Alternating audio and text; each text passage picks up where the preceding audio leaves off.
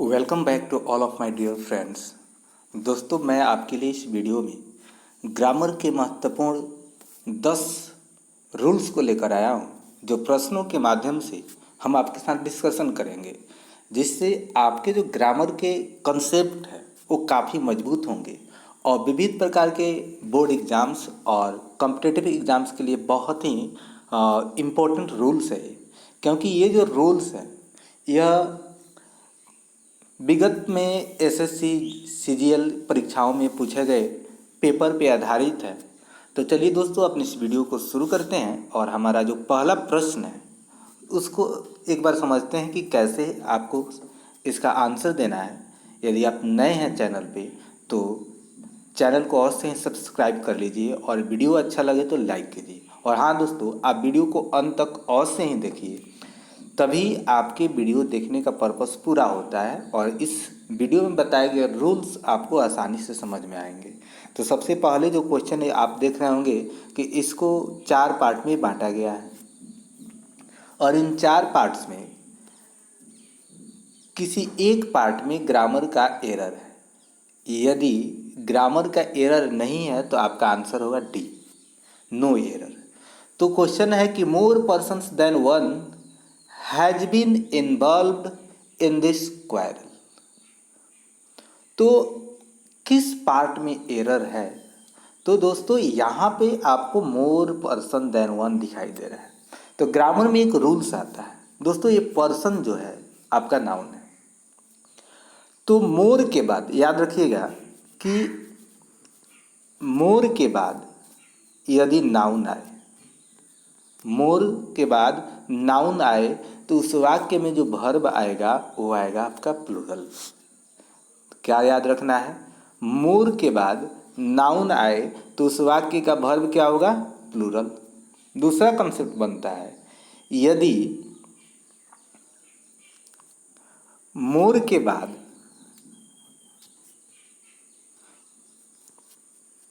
Noun नहीं आए, more than one हो, मोर देन वन, तो इसके बाद आपका आता है सिंगुलर वर्ब। तो मोर देन वन का स्ट्रक्चर हो आपके वाक्य में तो क्या आएगा? Singular verb. और यहाँ पे आप देख रहे हैं कि आपका जो पहला सेंटेंस है कि मोर पर्सन्स देन वन, तो मोर और देन के बीच में एक नाउन है, जिसके कारण जो वर्ब है वो आपका प्लुरल आना चाहिए। यदि पर्सन्स नहीं होता तो ये करेक्ट सेंटेंस होता।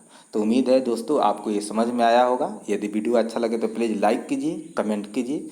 आगे बढ़ते हैं, जो आपका अगला प्रश्न है कि I meet the 2 girls whom I believe are twin sisters, no error। तो यहाँ पे I met the 2 girls whom, यहाँ पे रिलेटिव प्रोनाउन है, तो इसके पहले जो नाउन है उसके पहले द निश्चित आएगा। पहला रूल्स तो ये आपका सही है यहाँ तक। अब आगे बढ़ते हैं और यहाँ पे हम देख रहे हैं कि हु बिलीव आर ट्विन, और आर जो आपको दिखाई दे रहा है यहाँ पे सब्जेक्ट नहीं है। तो ग्रामर का एक बहुत ही फेमस रूल है जो रिलेटिव प्रोनाउन चैप्टर से संबंधित है। ये रूल्स कहता है कि यदि वाक्य में प्रयुक्त सभी वर्ब के पहले उसका सब्जेक्ट आए, मतलब जितने भी वर्ब वाक्य में हो उनका सब्जेक्ट उनके पहले आए तो उस वाक्य में होम का प्रयोग होगा।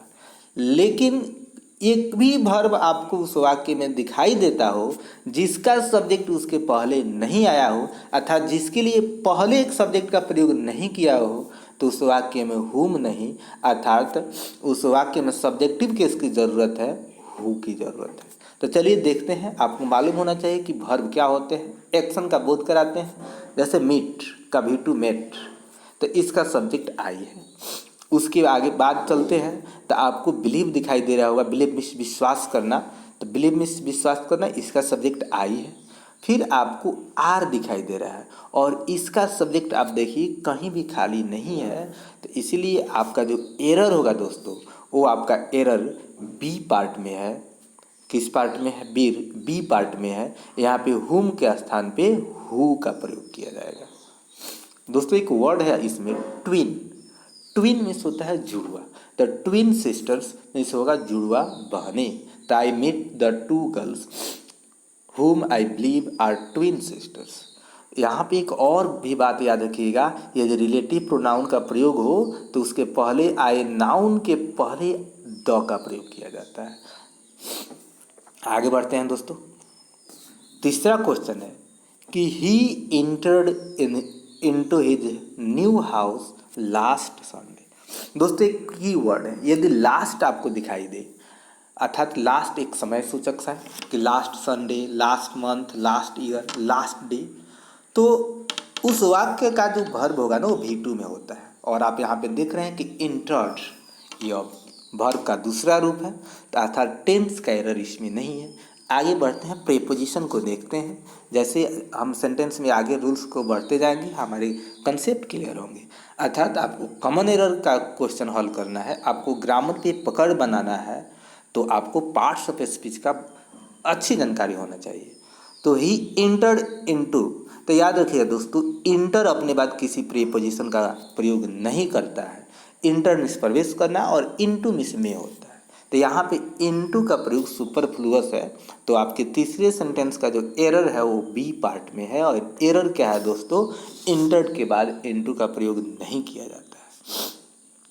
चौथा क्वेश्चन है आपका कि when shall we arrive to our destination। दोस्तों जब यहाँ पे क्वेश्चन वर्ड आ गया तो हेल्पिंग वर्ब पहले आएगा सब्जेक्ट से, यहाँ तक आपका सही है। उसके बाद शैल एक मॉडल वर्ब है, इसके बाद वर्ब वन आएगा, ये भी सही है। Arrive to our destination question mark यहाँ पे भी है। तो आपका ये जो सेंटेंस है दोस्तों, ये आपका एक करेक्ट सेंटेंस है। यहाँ पे आपका आंसर जो होगा डी होगा, क्योंकि सेंटेंस में आपको कहीं भी किसी भी प्रकार का एरर नहीं दिखाई दे रहा होगा। तो दोस्तों वीडियो को अभी तक लाइक नहीं किया तो प्लीज़ लाइक कर दें और ज़्यादा से ज़्यादा अपने दोस्तों के बीच इस वीडियो को शेयर करें।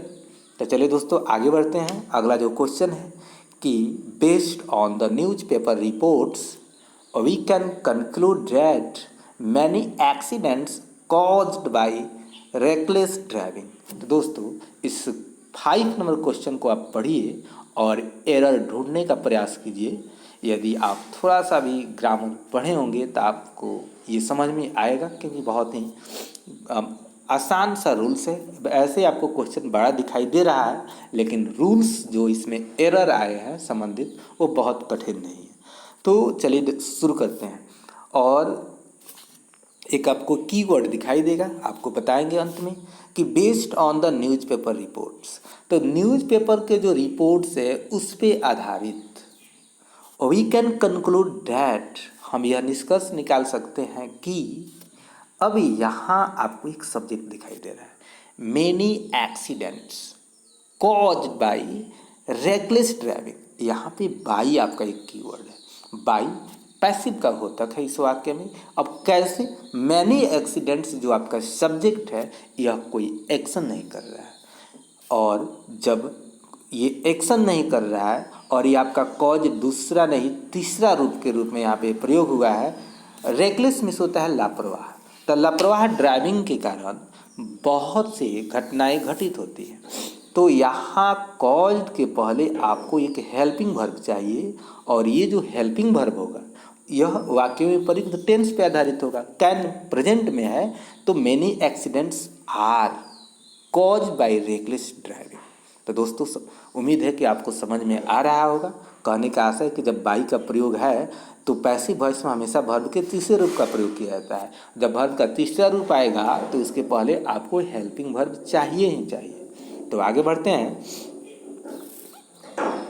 The officer is angry on the clerk for not attending to the work, no error। The officer is angry। दोस्तों इसके पहले भी हम वीडियो में चर्चा कर चुके हैं। एंग्री मीन्स होता है नाराज होना। तो एंग्री के साथ दो कंसेप्ट आता है, एक होता है विद, इसे विद भी बोलते हैं, और दूसरा होता है एट, एंग्री एट और एंग्री विद। तो जब हम किसी व्यक्ति से पर्सन से नाराज होते हैं तो एंग्री विद आता है, और जब हम किसी मैटर, किसी बात, किसी वस्तु से नाराज होते हैं तो ऐड आता है। और आप खुद बताइए कि द क्लर्क जो यहाँ पे लिखा गया है यह किसी पर्सन का बोध कराता है या किसी वस्तु का? तो आपका आंसर होगा दोस्तों पर्सन। तो यहाँ पे जो ऑन आया है यह एक प्रेपोजिशन का एरर है, फिक्स प्रेपोजिशन का एरर है। एंग्री विथ यहाँ पे होगा तो आपका एरर होगा बी पार्ट में। तो दोस्तों आगे बढ़ते हैं। No sooner I had spoken then he left. जहाँ भी आपको नो सुनर दिखाई दे तो आपको इन्वर्जन का प्रयोग करना है। तो इन्वर्जन कहने से आशय है कि सब्जेक्ट के पहले वर्ब आएगा। और आप यहाँ पे देख रहे हैं कि आई के बाद हैड आया है, तो यहाँ पे हैड जो है वो आई से पहले आएगा। तो इसीलिए आपका जो एरर है इस सेंटेंस का वो बी पार्ट में एरर है। क्या एरर है दोस्तों? इन्वर्जन का एरर है। सब्जेक्ट से पहले हैड का प्रयोग करेंगे तो वाक्य हमारा करेक्ट हो जाएगा। तो याद रखिएगा, no sooner did I had spoken या no sooner had I spoken. तो आगे बढ़ते हैं। You will be persecuted for bringing seeds into Australia. दोस्तों फॉर यहाँ पे एक प्रीपोजिशन है, इसलिए यहाँ पे जीरन का प्रयोग किया गया है। नाउन के रूप में ब्रिंगिंग सीड्स है। तो यहाँ पे आप देखेंगे कि एरर जो है ना वो बहुत ही डिफ़िकल्ट एरर है। इसके लिए आपको वर्ड मीनिंग पे पकड़ होना चाहिए। यहाँ पे आपको वर्ड दिखाई दे रहा है परसिक्यूटेड।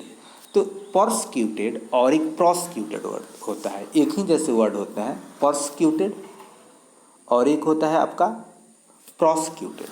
तो परसिक्यूटेड मीन्स होता है धर्म या जाति के कारण किसी व्यक्ति को सताना।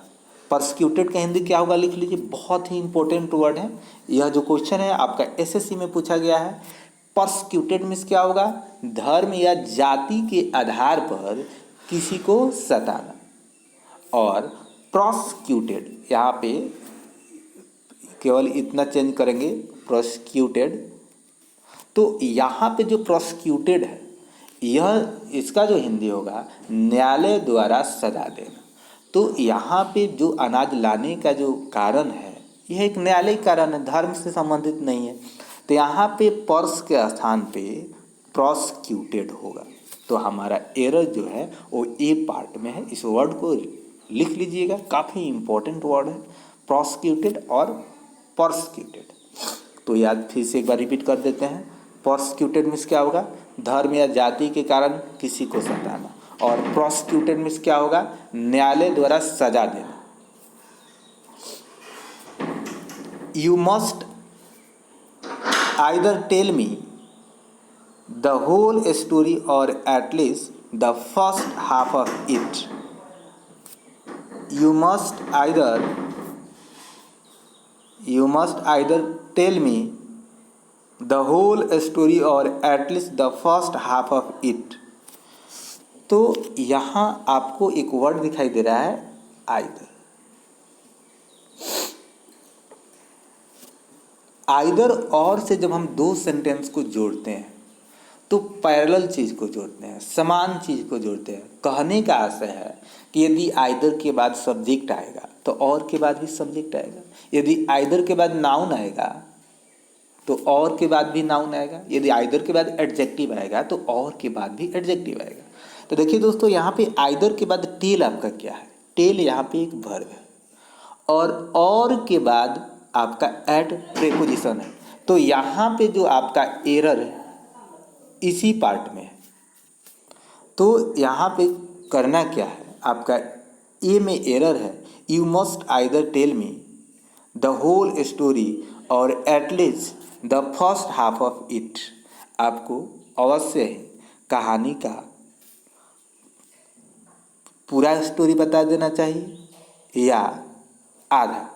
तो यहाँ पे आइदर जो होगा वह मी के बाद आएगा, मी के बाद आएगा और तब आपका एरर है ए पार्ट में। तो दोस्तों आखिरी क्वेश्चन है, the patient was accompanied with his friend. तो दोस्तों एक्कम्पनीड के बाद बाई का प्रयोग ज़्यादा प्रचलन में है, विद का प्रयोग नहीं होता है, बहुत कम होता है। तो आपका जो एरर होगा वो सी पार्ट में है। तो दोस्तों एक छोटा सा वीडियो है, एक प्रयास है कि आपको ज़्यादा से ज़्यादा आपके अध्ययन में मदद किया जाए। तो दोस्तों वीडियो अच्छा लगा हो तो प्लीज़ लाइक करें, ज़्यादा से ज़्यादा कमेंट करें और अपने दोस्तों के पास शेयर करें।